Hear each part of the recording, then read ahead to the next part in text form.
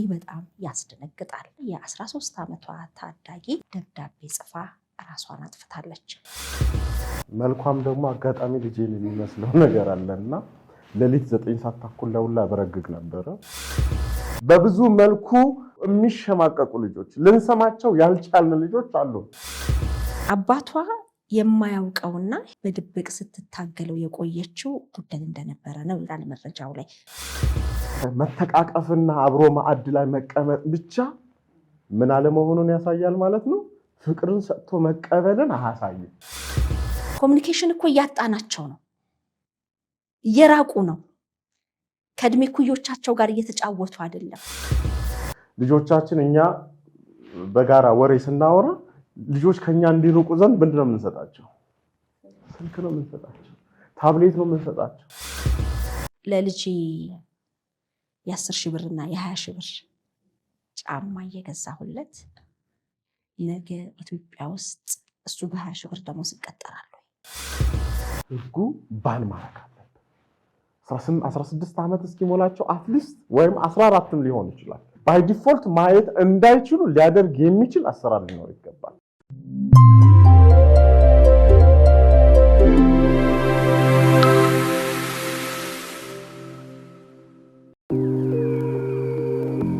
ባማኮን ሪል ስቴት ከስራው ከማህበራዊ ጉዳዮቹን በማያራርቅ በከተማችን አማካይ ስፍራ የገነባቸው ለአይን የሚያሳሱ ውብ ምቹና ሁሉ የተሟላላቸው ከባለ 1 እስከ ባለ 3 መኝታ የተንጣለሉ አፓርትመንቶችን አቅርቦሎታል። በ0955 97 11 11 ወይንም በ0955 98 11 11 ላይ ይደውሉ። ባማኮን ሪል ስቴት።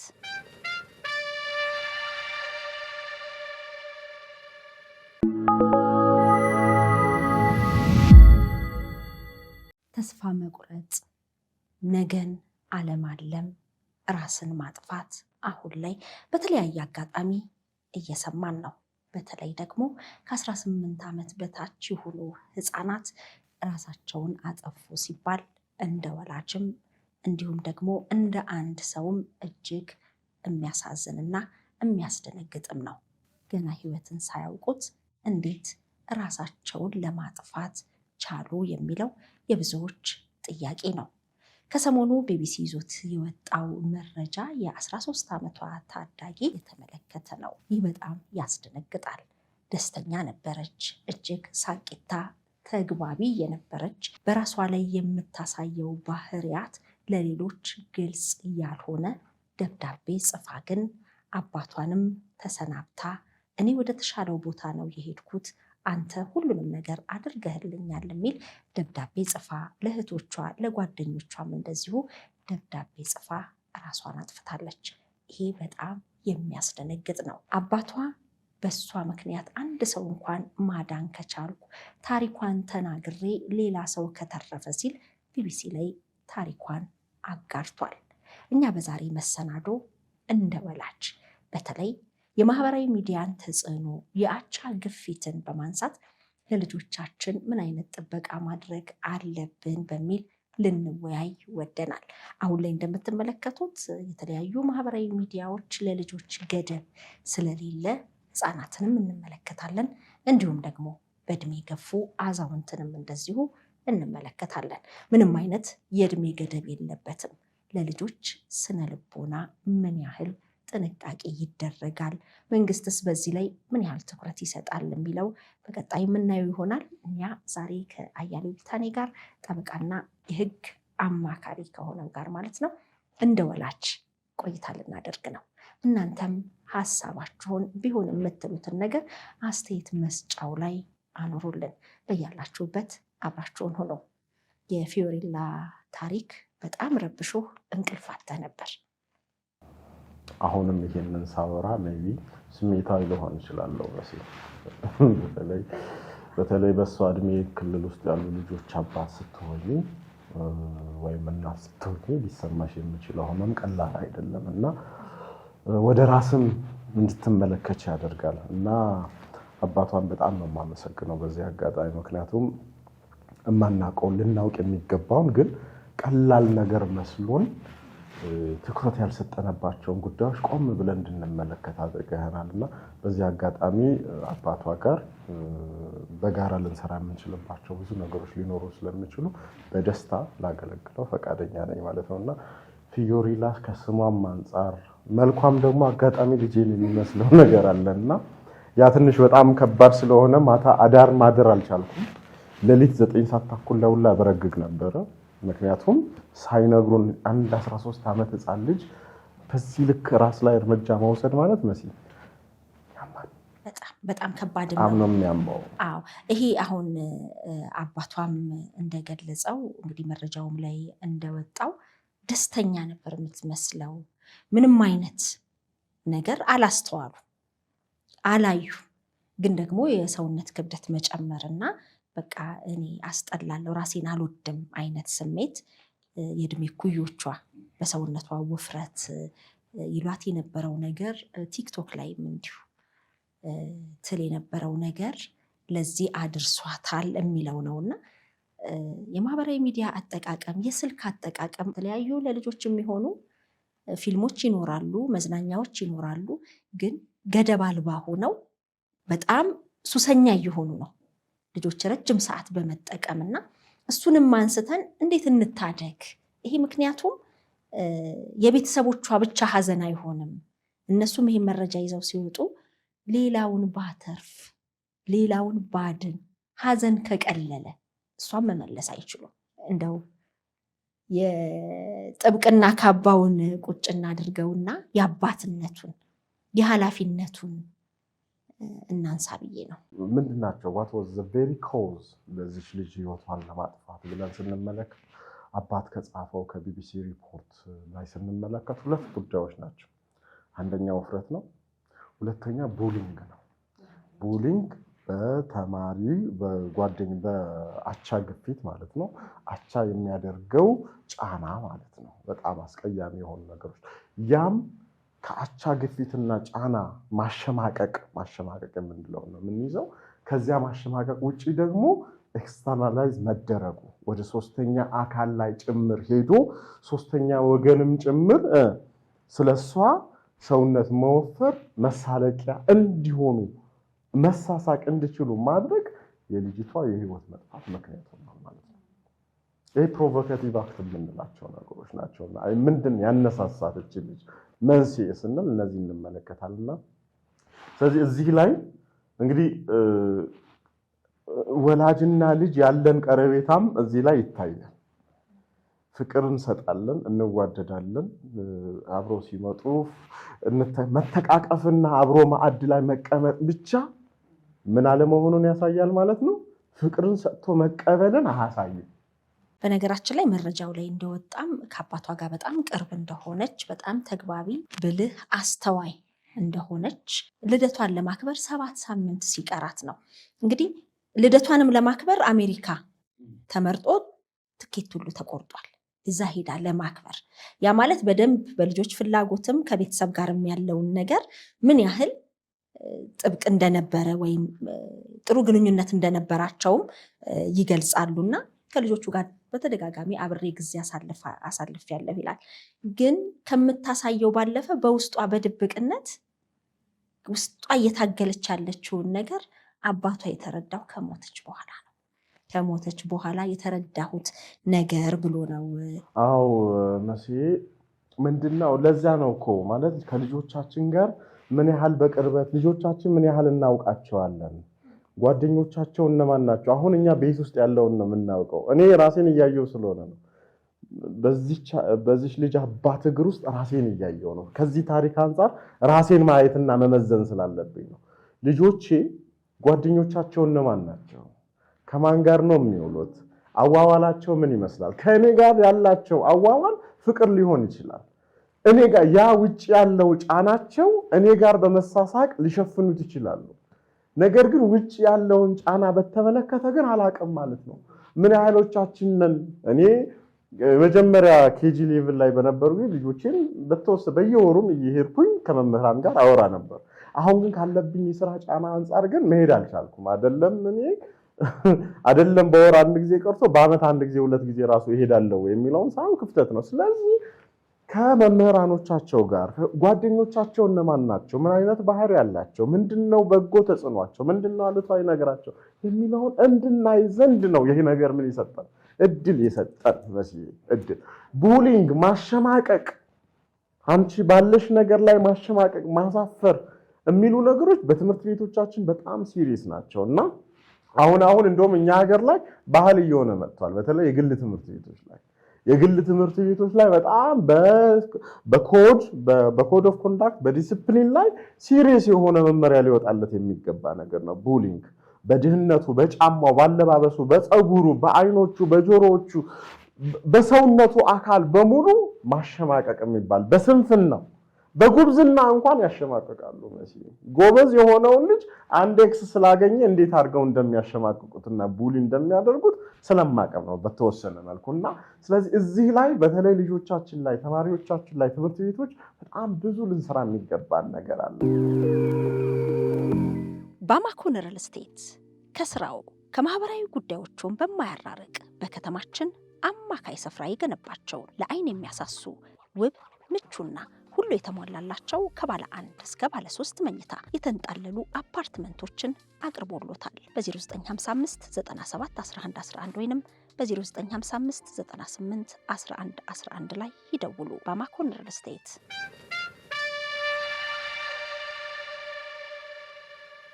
የስነ ልቦና ባለሙያ በየትምህርት ቤቱ እንግዲህ በተለይ ልጆችን ስነ ልቦናቸውን ለመጠበቂያ ሁለቱም እንደ ቀልድ እንደ መዝናኛም ሊጠቀሙት ይችላሉ። ግን ደግሞ ጫና የሚደረግበት ልጅ ላይ የሚፈጥረውን እንደ ልጅነታቸው አይረዱትም።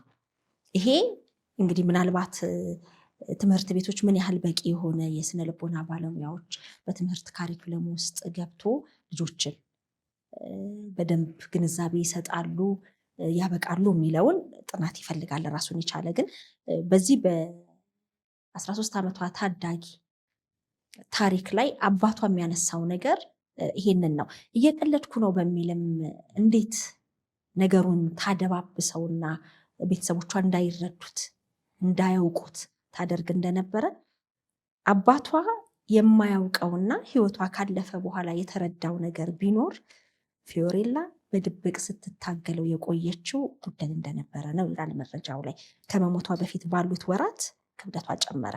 ከእድሜዋ አንጻር ይህ የተለመደ ነገር አይደለምና ውፍረቷ ግን በኩዮቿ ዘንድ የፌዝ ምንጭ ሆነ። በትምህርት ቤትም ሆነ በበይነ መረብ የሚሳለቁባት የሚያፌዙባት ሰዎች ነበሩ። ጓደኞቿ በኋላ ላይ አባቷ እንደነገሩት ከሆነ ቲክቶክን የመሳሰሉ ማህበራዊ ሚዲያዎችን ጨምሮ በአካል ጭምር ፊዮሬላን በውፍረቷ ምክንያት የሚሳለቁባት እንደነበሩ ነገሩት።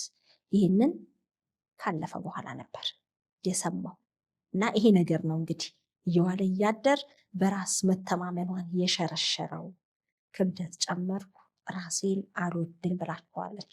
ግን ትኩረት የሰጠችው ነገር እንዳይመስልም ታደርጋለች። ያመረረች እንዳይመስላቸው በማሰብ ደግሞ በፍጥነት ጉዳዩን ለማለዘብ ትሞክራለች። እየቀለድኩ ነው ስትል ጉዳዩን ታሳርጋለች። በኋላ ላይ ግን ራሷ ላይ ውሳኔ እንደምትወስን የነገረቻቸውም ነበሩና ራሷ ላይ እንደምትወስን ስታወራ እንኳን እንደ ቀልድ አድርጋ ነው የምታነሳው። ጓደኞቿም በቁም ነገር እያወራች ስለመሆኑ አላወቁም። አባቷም ስለዚህ ነገሮች ሰምቶ አያውቅምና ምን ያህል ጸጸት እንደሚኖር በቃ ልጄን እንዴት አድርጌ ልጠብቃት እችል ነበር የሚለውንም እዚህ ላይ እናያለንና ሌሎች እየተጎዳች እንደሆነ ያውቁ ነበር ይላል አባቷ አቶ ነብዩ። እኔ ግን አላወቅኩም ነበር ይላል። አንዳንዴ እንደ ቀልድ የምናያቸው በትምህርት ቤት ውስጥ የሚፈጠሩ ነገሮች እንግዲህ ይህቺ ታዳጊ በራሷ ላይ እንድትወስን ሆኗልና ማህበራዊ ሚዲያንስ እንደው ለታዳጊዎች አሁን ክፍት ነው። ቀደም ሲል እንዳነሳ ነው በየትኛውም እንደውም ተከታዮችን ለማብዛት ፎሎወር ለማምጣት በቃ ልጅ ሆኖ አይደለም የምናየው። በዚህ ላይ እንግዲህ የህግን ማዕቀፍ ተዘጋጅቶለት ከሆነ ስለዚህም ነገር ብናነሳለሁ። መሲ ያው ህመም ውስጥ ስለሆነ ከባድ ነገር ስለሆነ ስሜቱ በጣም ይጋባልና አድማጭ ተመልካቾቻችን በተለይ ልጆችም የልጆች ወላጆችም የሆናችሁ በጣም በጥንቃቄ እንድናይ ነው። ልጆቻችንን እኛ ምን እያደረግን ነው? ልጆቻችን እኛ በጋራ ወሬ ስናወራ ልጆች ከኛ እንዲርቁ ዘንድ ምንድነው የምንሰጣቸው? ስልክ ነው የምንሰጣቸው፣ ታብሌት ነው የምንሰጣቸው። ያለውም ላፕቶፑን ይሰጣል ወይም ደግሞ ቴሌቪዥን እንከፍትላቸዋለን።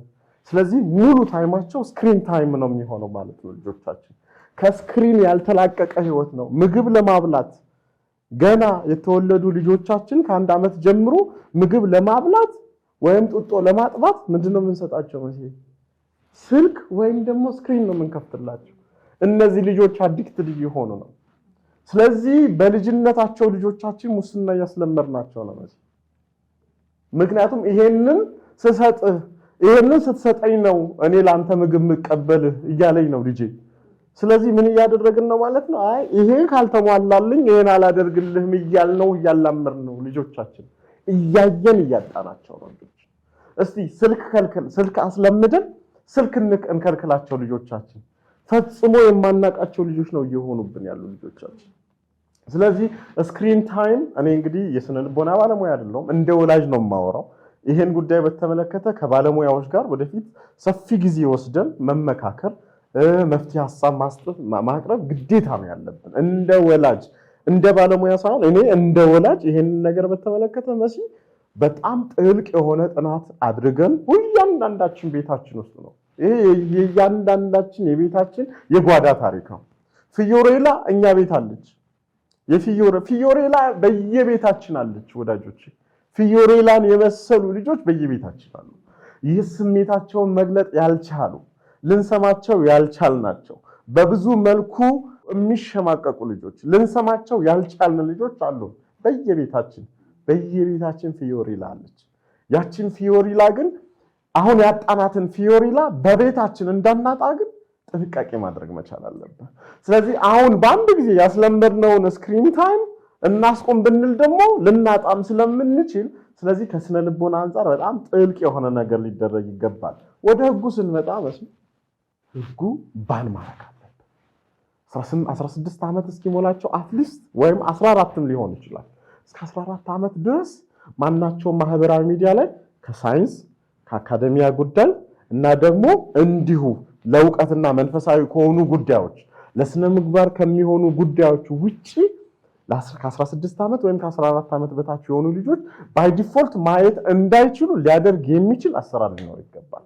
ቻይና ይሄን አድርጋለች። አውስትራሊያ በግልጽ ይሄንን ጉዳይ በተመለከተ ከ16 ዓመት በታች የሆኑ ልጆች ሚዲያን እንዳይከታተሉ ማህበራዊ ሚዲያ ላይ ገደብ ጥላለች ማለት ነው። ስለዚህ እኛም እንደ ሀገር ነገ ወታደር ሀገርን ሊጠብቅ የሚችል ዜጋ አይኖራትም።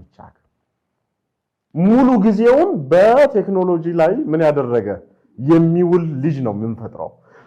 በቴክኖሎጂ ብቻ ሳይሆን በእውቀት እንኳን የበለጸገ ልጅ ላናገኝ እንችላለን። ኦፍ ኮርስ ማህበራዊ ሚዲያው ዌብሳይቶች ወይም ደግሞ እንዲህ ቴክኖሎጂዎች የሚጠቅሙ እንዳሉ ሆኖ ጉዳታቸው በየጊዜው እያየለ መጥቷል። ስለዚህ እነዚህ ልጆች ምን መጠቀም እንዳለባቸው ቻይና ለምሳሌ ቲክቶክ ተመሳሳይ አልጎሪዝም አለው። ነገር ግን ቲክቶክ ቻይና ላይ የሚሰራው ለማን ነው? ለህፃናት የተፈቀደው አካዳሚያ ሳይንስ እና ደግሞ ለነሱ የሚጠቅም የነፍስ ምግብ ሊሆናቸው የሚችል ጉዳይ ላይ ብቻ ነው። ከዚያ ውጪ ምንም አይመጣም። አልጎሪዝሙ ራሱ አይፈቅድላቸውም መሲል። ስለዚህ ለምን እኛ ጋር ኢንሳ ይሄን ስራ መስራት ይችላል? ኢንሳ ይሄን ስራ መስራት ይችላል፣ ማስቆም ይችላል፣ መከላከል ይችላል። ወላጆችም ላይ ጥብቅ የሆነ ነገር ማድረግ ይችላል። ማዳን ነው፣ ትውልድን ማዳን ነው፣ ትውልድን መታደግ ነው። በኋላ ላይ እየየ ከምንል ዛሬ መክፈል ያለብንን ዋጋና መስዋዕትነት መክፈል ነው የሚገባን። እውነት ነው። ቻይናን ስታነሳ የህፃናት ጥበቃና ቁጥጥርን በተመለከተ እንግዲህ ቻይና ውስጥ ቲክቶክ የሚለው አይደለም መተግበሪያው ዶዩን ነው የሚባለውና ለህፃናት የተዘረጋ የቁጥጥር ዘዴ ያለው አንድ ከ14 ዓመት በታች የሆነ ህፃን መጠቀም የሚችለው በቀን ውስጥ ለ40 ደቂቃ ብቻ፣ ከዛ በላይ መጠቀም አይችልም። በቃ ይሄ ራሱ ስርዓት ተዘርግቶለታል። የሰዓት እገዳም ደግሞ አለ። ከምሽቱ 4 ሰዓት እስከ ጠዋቱ 12 ሰዓት ድረስ መተግበሪያው ለህፃናት ዝግ ነው፣ አይችሉም። ከ40 ደቂቃዋ ሰዓቱ የተወሰነ ነው። እንዲሁም ደግሞ የትምህርት ይዘትንም በተመለከተ ለህፃናት የሚለቀቁት ቪዲዮዎች አብዛኛው ሳይንስ፣ ታሪክና ትምህርታዊ ይዘት ያላቸው ናቸው። ያችንም 40 ደቂቃ ወይም ደግሞ አንድ ክፍለ ጊዜ እንደምንለው በትምህርት ቤት አንድ ፔሪድ አንድ ክፍለ ጊዜ 40-45 ደቂቃ ነው።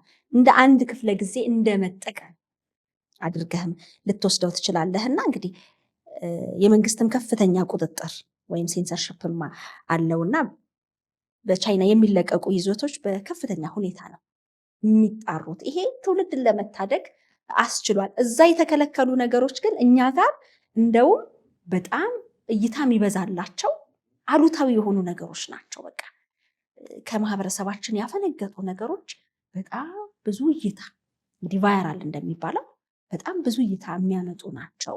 የልጆቻችን ማህበራዊ ሚዲያ ላይ መሰጠት፣ ይሄ ረጅም ጊዜ መስጠት፣ ስልክ ተቀብለው በየትኛውም ሁኔታ ማየት፣ ረጅም ሰዓት በዛ ውስጥ መሆን እንድናጣቸው አሁንም እኮ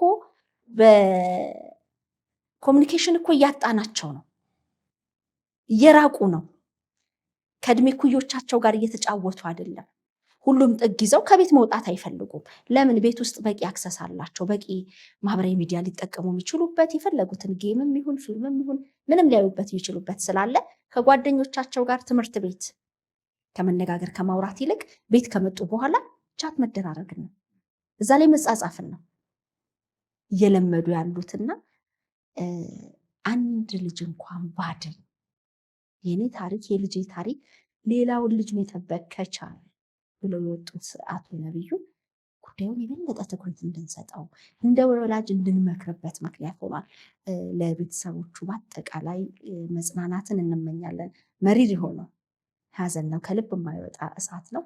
ፈጣሪ ያጽናችሁ ነው የምንለው። የፋውንዴሽን ለመክፈትም ሀሳብ እንዳለ ተገልጿል እና እንግዲህ በዛ ውስጥ በተለይ ታዳጊዎች ላይ ትኩረት ያደረገ ስለሆነ ለውጥ ያመጣል ብለን እናስባለን። በዚህ ሁሉም በሚችለው አቅም ለዚህ ፋውንዴሽን ድጋፍ እንደሚያደርግም እናስባለን። እኛም እንደ ባለሙያ እንዳለንበት የሙያ ዘርፍ በምንችለው ለማገዝም በዚሁ አጋጣሚ ፍቃዳችንን እንሰጣለን።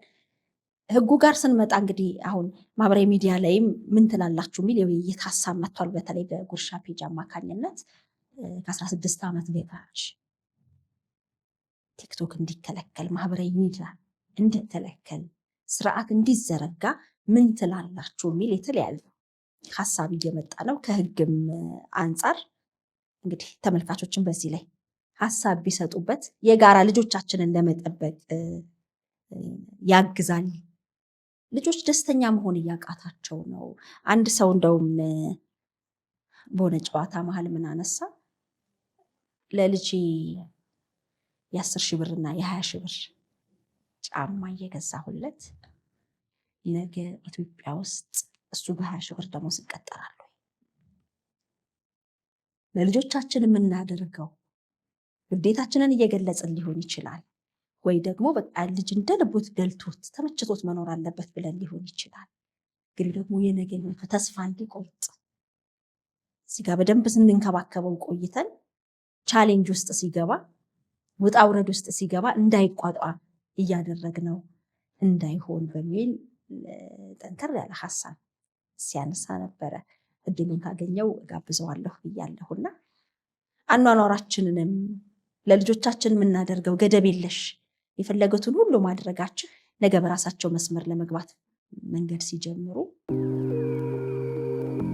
ባማኮን ሪል ስቴት ከስራው ከማህበራዊ ጉዳዮቹን በማያራርቅ በከተማችን አማካይ ስፍራ የገነባቸውን ለአይን የሚያሳሱ ውብ ምቹና ሁሉ የተሟላላቸው ከባለ 1 እስከ ባለ 3 መኝታ የተንጣለሉ አፓርትመንቶችን አቅርቦሎታል። በ0955 97 11 11 ወይንም በ0955 98 11 11 ላይ ይደውሉ። ባማኮን ሪል ስቴት።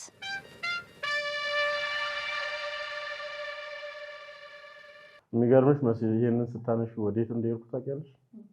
ለልጆቻችን ለስጋቸው ድሎት የምንጠነቀቀውንና ዋጋ እንደምንከፍል ሁሉ ለመንፈሳዊና ለምናባዊ ለዚህ ለመንፈሳዊና ጭንቅላታቸው ላይ ሊሰራ ስለሚገባው ስራ ምን ያህል ሰርተናል? እናለብሳቸዋለን። የላመ የጣመ ይመገባሉ። ጮማ ቆርጠን እንሰጣለን፣ ቅቤ እንሰጣቸዋለን እና በሰውነታቸው ይደላል። ልብሳቸው፣ ጫማቸው ምንም የጎደለበት የለም። ግን ውስጣዊ ሰላም አላቸው? ውስጣዊ ሰላም አላቸው? መንፈሳዊ ቅኝታቸው እንደምንድን ነው የሚለው ነገር ላይ ያልሰራንበት ነው። ስለዚህ ያለምንም ቅድመ ሁኔታ ቆም ብለን ማየት ያለብን በተለይ የሃይማኖት ተቋማት እውነት አሁን ላይ ገንዘብ ከመሰብሰብ በዘለለ በየመድረኩ በየአዳራሹ ወይም በየአውደ ምሕረቱ ወይም ደግሞ በየመስጂዱ ልጆችን ትኩረት ያደረገ ስራ መሰራት መቻል አለበት። የሃይማኖት ተቋማት ለስነ ምግባር ልጆቻችን በስነ ምግባር እንዲያድጉ መሰረት ናቸው። የሚገኘው ነገር አትሊስት በፐርሰንት ተለይቶ ለነዚህ ለታዳጊዎች ምን መሆን መቻል ፕሮጀክት መሆን መቻል አለበት። ይሄ ምንም የማንደራደርበት ጉዳይ መስመር ነው፣ ቀይ መስመር ነው ሊሆን የሚገባው። ምን ያህል ከ120-130 ሚሊዮን ህዝብ ውስጥ ስንት ህዝብ ነው? ወጣቱ ስንት ፐርሰንት ነው? ከ50% በታች እኮ ወጣቱ ነው። ከዚህ ውስጥ ደግሞ ወደ 40% በላዩ ደግሞ ከ18 ዓመት በታች የሆኑ ህፃናት ናቸው። እንግዲህ ነገ ሀገር ተረካቢ እነዚህ ላይ ኢንቨስት ሳታደርግ ቀርተህ የምታደርገው የምታለማው ልማት ሁሉ ከንቱ ነው የሚሆነው። ነገ መልሶ ክብሪት ጭሮ የሚያቃጥለው ይሄ ነው ስላልሰራህበት። ዛሬ ላይ የምታያቸው ልማቶች በሙሉ ዋጋ እንዲከፍሉ ሊያደርግ የሚችሉ ህፃኑ ላይ እነዚህ ላይ ካልሰራ ዋጋ ያስከፍለናል። በአደባባይ ላይ ራሱ ላይ ነገ ምን እንደሚያደርግ ቤንዚን ስላለማርከፍከፋቸው ምንም ማረጋገጫ የለም። ማህበራዊ ቀውሳችን ከባድ ነው ሊሆን የሚችለው። ስለዚህ የሃይማኖት ተቋማት የስነ ምግባር ክህሎትን በተመለከተ ያለምንም ቅድመ ሁኔታ ሊሰሩ ይገባል። ከሚያገኙት ድጎማ ከሚያገኙት ገቢ ቅድሚያ ሊሰጡ የሚገባው ጉዳይ ቢኖር ወጣቱ ላይ ሊሰራ የሚችል ፕሮጀክት ነው። በቃ ህንፃ ከመገንባት ቤተክርስቲያን ከማቋቋም ከመገንባት በዘለለ ወጣቱን እንዴት ባለ መልኩ ይብቃ የሚለው የመጀመሪያ አጀንዳቸው መሆን መቻል አለበት። መንግስትም የሰራተኛና ማህበራዊ ጉዳይ ወይም ደግሞ የሴቶችና ህፃናት የሚባለው በዋነኛነት ጥልቅ የሆነ ጥናት አጥንቶ ሊሰራ ይገባል። ኦፍ ኮርስ ቤቲንግ በመቆሙ ምክንያት በተወሰነ መልኩ ረፍት ያገኘን ይመስለናል። አሁን የቤቲንግ ስራ ጋር በተገናኘ ይህንን ስራ የሰሩት የሰራተኛና ማህበራዊ ጉዳይ ሚኒስቴር ለዚህ ልናመሰግን ይገባል። ግን በሌላ መልኩ ደግሞ እየተሰራ ነው። ራሱ መንግስትም እየሰራ ያላቸው ነገሮች አሉና ከልባችን ሰርተን ዜጎችን እናድን ብለን የምንሰራ ከሆነ ከገቢ በዘለለ ዜጎች ላይ እያመጣ ያሉትን ነገሮች በጥልቀት አጥንተን ዘላቂ የሆነ መፍትሄ ነው ልንሰጥ የሚገባው መቼም እያየን የደከምንባቸው በቀን አንድ እንጀራ ብቻ እየበላሁኝ ለሱ ድሎት ዋጋ የከፈልኩትን ልጄን ካጣው በኋላ ምንም አይነት መመለሻ ላይኖረኝ ይችላል። ስለዚህ ማልበሳችን፣ ማብላታችን፣ እንዲያጌጡ ማድረጋችንን ብቻ ሳይሆን መመልከት ያለብን ውስጣዊ ሰላማቸውንም ጭምር ቁጭ ብለን ከነሱ ጋር ልንነጋገር ይገባል። ከልጆቻችን ጋር ለቤተሰቦቻችን ጊዜ ልንሰጥ ይገባል። እኔ ተማርኩት ይሄንን ነው። እውነት ነው። እንግዲህ ይሄንን እንደ ወላጅም መወያየት ስላለብን ነው ይሄ መሰናዶ። እናንተ የሸገር ኢንፎ ሚዲያ ተከታታዮች እንግዲህ ሀሳባችሁን አጋሩ። ልጆቻችንን ትኩረት ሰጥተን እንጠብቃቸው። በተለይ ደግሞ ከማህበራዊ ሚዲያ ተጽዕኖና ከስክሪንም እንታደጋቸው የሚለውንም አጽንኦት ለመስጠት ነው። ለፊዮሪላ ቤተሰቦች መጽናናትን እንመኛለን። እንግዲህ ከዳግም ሐዘን ይሰውር ነው የምንለው። እንዲህ አይነት ነገር ሌሎችም አሁን ለምሳሌ ያህል ዋንትያ ደከመኝ፣ በቃ አቃተኝ፣ ደስተኛ መስላለሁ፣ በቃ አቅኮኝና ብላ ስትል በጣም ነው የሚያስደነግጠው። ራሷ ላይ ሌላ እርምጃ በቃ ህይወት በቃኝ የምትል ሁሉ ይመስላል።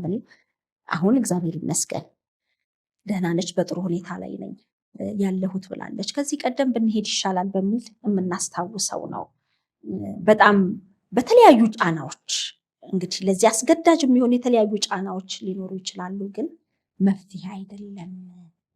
እንግዲህ እንደ እምነትም በዓለማዊውም ይሁን በሰማያዊው በየትኛውም የእምነት አስተምሮት ተቀባይነትም የሌለውም ነውና እንግዲህ ፈጣሪ ከእንዲህ አይነት ነገር ይሰውረን ነው የምንለው። በመጠኑ በተለይ ግን እናንተ ውድ ተመልካቾቻችን ሀሳብ ብትሰጡበት ኢትዮጵያ ውስጥ ከ16 ዓመት በታች የሆኑ ታዳጊዎች ማህበራዊ ሚዲያ መጠቀምን እንዲያቆሙ።